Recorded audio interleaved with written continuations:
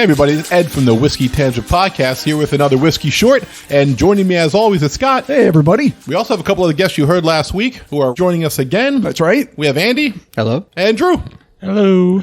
And Scott is going to tell you what we're going to do today. That's right. So I was on Instagram and I saw an ad for the new whiskey called Hemingway Rye with other Ascot Awards and it's finished and all this stuff. And it's Hemingway. I was an English major, so I got sucked in. And this is the Hemingway Rye. Not as good as Sucked Off, everybody, but still fun. Quick taste. Whiskey Short. Say it again, Scott. Go ahead. No, I like it. That's really good. Okay, so of course I have a quick story about Hemingway Rye and where it came from and what it's all about, and then we'll get to taste it, and I'm really excited to do so.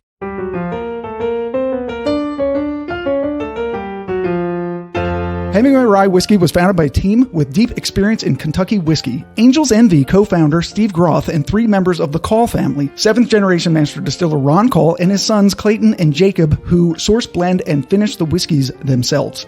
Their first offering is Hemingway Rye Whiskey First Edition, a captivating blend of Indiana and Kentucky straight ryes, the latter of which was distilled by Jacob Call himself. Both ryes are then finished in rum-seasoned Oloroso sherry casks. More on that in a minute. The brand is inspired by the rich storytelling of famed author Ernest Hemingway, who lived a life full of tales worth telling, and we'll get to some of those tales later on, as well as the lessons and traditions passed down from generation to generation. Hemingway famously didn't drink while he wrote, but after his writing was done for the day, he definitely loved his whiskey, which he said helped him shape his next day's writing in unexpected ways. And so, using Hemingway as an inspiration, Steve Groth says that the Call family has authored, get it, a new whiskey masterpiece with a focus on quality, passion, and innovation. It's a premium rye whiskey, and we can't wait to get it into the hands of rye lovers everywhere. And we have 4 of them right here. Absolutely. The barrels that I mentioned earlier. So the Call family has another Hemingway-inspired brand called Papa's Pilar Rum. Not Papaya. Not Papaya. Okay. Which they released in honor of the 70th anniversary of Hemingway's acclaimed literary masterpiece, The Old Man and the Sea, which Drew will be reading an excerpt of, apparently. I guess so. Which, according to Literary Lore, was finished by Hemingway on his boat, the Pilar. One of the rum expressions that they produced is finished in Oloroso sherry casks. So when they say rum-seasoned sherry, they mean barrels that contain sherry, then rum, which they bottled and sold, and then finally rye. Really? So the barrel had sherry in it. And then also rum. And then the whiskey came in after the rum. Correct. Wow. It's like a triple threat. I've never heard of that. Yeah. So the proof of this is 100.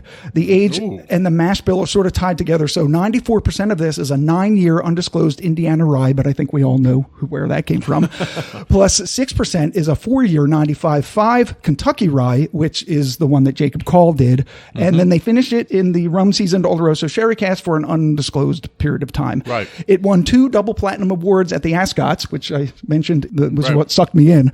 One for the whiskey and the other for the bottle design. Oh.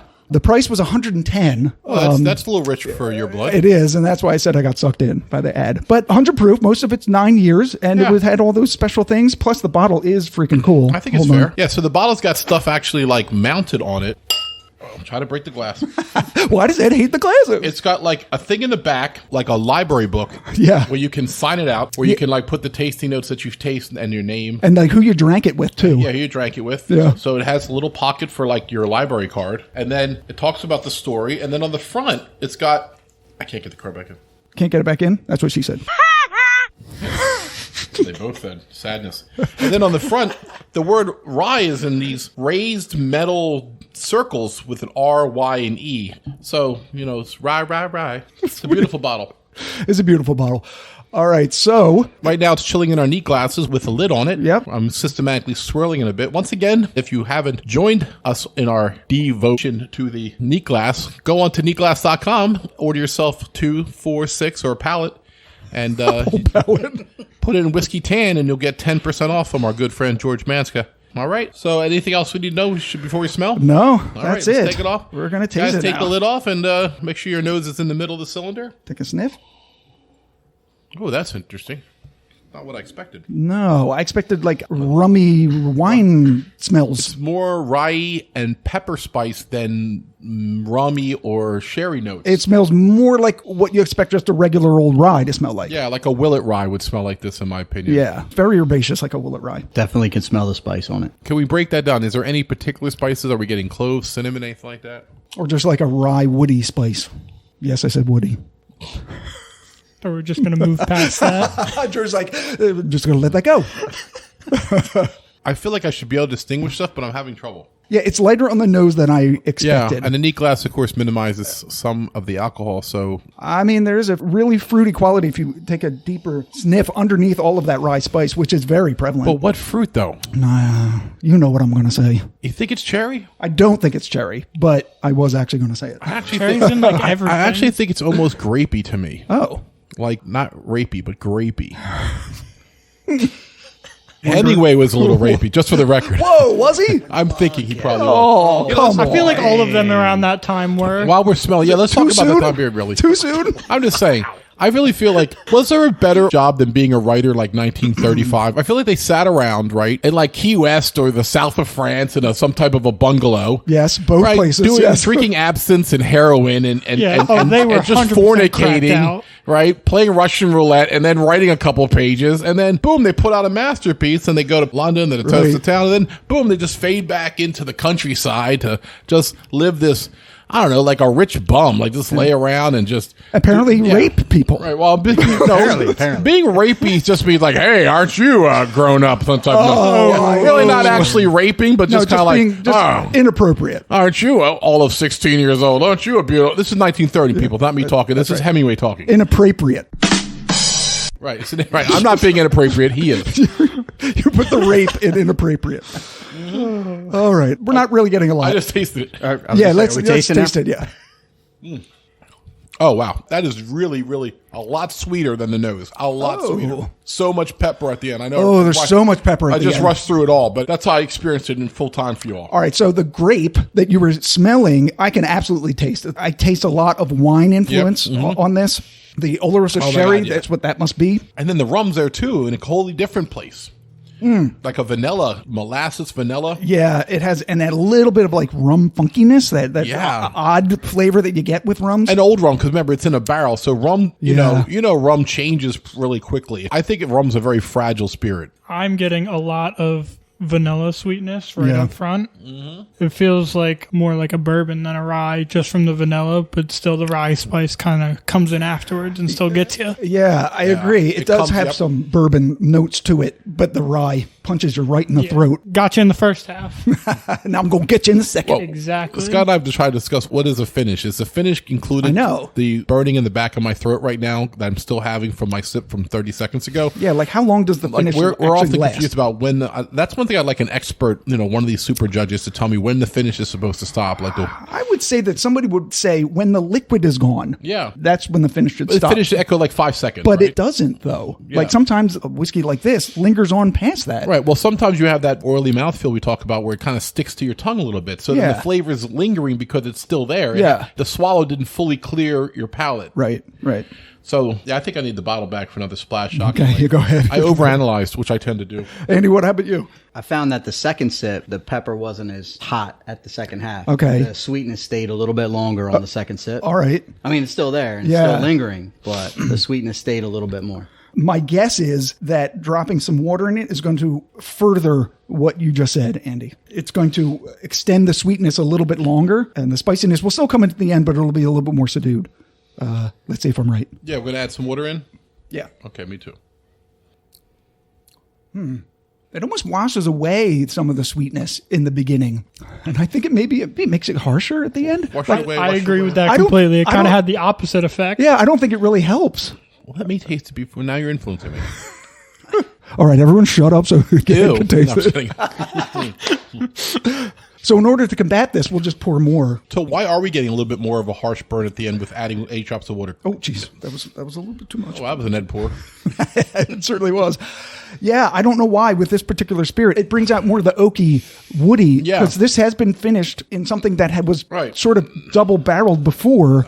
So you're getting a lot of its oak. Right now, I'm just going to have to add more because I added water, and I have to bring it back up to its. I'll never get back to 100. That's the sad part. Well, you kind of wonder why maybe they stopped at 100 because maybe this came out of the barrel at 110 or 115 or 120, and they proofed it down. They proofed it down to 90, and we're like, oh no, that's too far. I would be more impressed if they stopped at 102.7 or something. Well, that's 100's for like kind of a round number. Yeah, that is also true. Question this, Scott. You bought it. Yeah. Is it worth 110 to you? I mean, I think it's special, but I'm asking you. Right. I think it's special also. I don't know if it's worth 110 after tasting it. I will tell you, though, this is a very good whiskey. This is a rye on my palate for sure. This is my type of rye. Yeah, because it's a sweeter start to it. Yeah, a very sweet. But yet, if it stayed that way all the way through, I think it would ruin it. It would almost be like a Widow Jane decadence. It's so sweet on the initial sip, but then, my God, my throat is peppering. Yeah. I was at a riot, and they pepper sprayed my throat. A rye it. Oh, damn. Drew's first clever jab. There we go. Yeah, I really like it. I don't know if it's worth $110. Would you buy it at 90? Yeah. Okay. If I had a bottle, it's one that after everybody tastes it, you put it back and you get something else out. Right. Yeah. Yeah, you don't leave this on the counter. This is an interesting and unique rye. And I guess that makes sense with the Oloroso sherry and the rum. I mean, I'm tasting a lot of black cherry, dark grape wine. That is overwhelming everything for me. The rum doesn't really come in except for the vanilla, which you guys said. Yeah. And then, I mean, the rye is undeniable after that. Oh, yeah. Yeah, we're splitting hairs here. It's the bottom line is this. If you're searching for a really good whiskey and $110 isn't anything to you because you're looking for the Pappies and the Blanton's gold and stuff like that, then you're not going to be disappointed. You're not going to spend $110 and be like, oh, I got shit whiskey. It's not like that at all. It's a very good whiskey. I want to be clear on that. Yeah, I'm not disappointed I got it. Right. It's about 9 years old. It's got flavor notes that I don't think I've ever had this flavor profile before. And it's a flavor bomb. Like it really just detonates in your mouth. Yeah. It's so overwhelming Right. that the more you drink it, though, I think the more it kind of mellows out. Your mouth gets used to what's And happening. And it mellows down a little bit. It speaks to more of our financial logic than whether or not it's worth 110. Right. I think in the whiskey market today, it's 100% worth $110 based on what else is out there. Yeah. So the tasting notes are from Breaking Bourbon. We'll see how we did. On the nose, caramel, vanilla, brown sugar, cinnamon bun, glazed donut, and rye spice. Well, we got the rice spice. I don't know. I don't know if those other things were on the nose. The nose was pretty subdued. Cinnamon bun and glazed donut are interesting. I did not see that coming. Maybe a cinnamon, but all I got was wood spice, rye spice, and a little vanilla notes, but nothing special. It was a very dull nose for me. Maybe because we've already tasted it. It's definite vanilla. I can smell now, but that's now, not the initial. I mean, maybe it's because we've dropped water into it. Honestly, to be truthful, vanilla is a given when you're drinking bourbon and rye to a point. So I'm looking for stuff beyond that. And I think Anders helped us with that. Yeah. Anders was like, don't say spice. What spices are you tasting? Don't say fruit. Force yourself to find out what exactly you're tasting and push your palate because you're like, oh, wait, that is a raisin I'm tasting, you know? Gotta use your big boy words. Yeah. Right, that's right. So, don't laugh at me, Scott. I'm trying. No. I'm raising awareness. You're raising awareness. But Well, the reason why I'm laughing, on the palate, the whiskey comes alive with rich brown sugar, caramel, and toasted oak up front, followed by layers of raisin, maple sugar candy, and hint of dark fruit. Right. Which I think we nailed the palate. I think all of us nailed the palate pretty well. I think so. Because we said it's sweet and spicy. What's a raisin? Raisin is a dried grape. Exactly. We were all over grapey, right? It was grapey as hell. Yeah, we did say that. On the finish, cinnamon spice holds throughout with hints of other baking spices and molasses, providing a satisfying degree of sweetness to balance against the unceasing spice. Yes. And ending. Thank you. We all agree on that. And ending with a welcome note of dusty oak, which we totally got when we put water in it. Dusty Oak. I saw him in concert one time. He opened up for Dusty Oak. Yeah, Waylon Jennings. It was Waylon Jennings, Dusty Oak, and Hank Williams Jr. He's like the guy from the old blues singer from In Living Color. I got a song. You want to hear it? Here it goes. I drank Henry Rye. It tasted like grapey vanilla. Thank you very much. All right. So as we sip the rest of this and enjoy it, because we did like it. I'm done. You want some more? It's gone. All right. Okay. I got these from mentalfloss.com, the top 5 true tales about Ernest Hemingway. Number 5, he earned medals in both world wars despite never serving in the military. During World War I, Hemingway was an ambulance driver in Italy, and in July of 1918, he was badly wounded by a mortar fire, but still managed to help an Italian soldier reach safety, an action that earned him the Italian Silver Medal of Honor.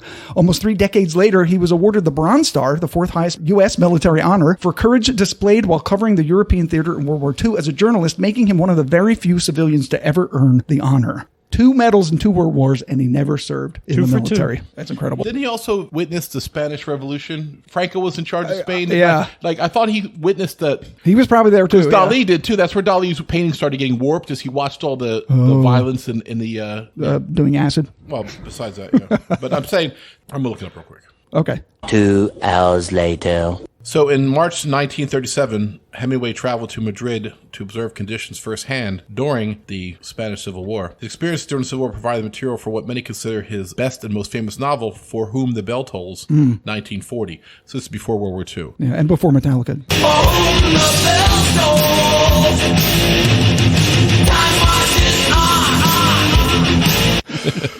Number 4, he was also accused of war crimes.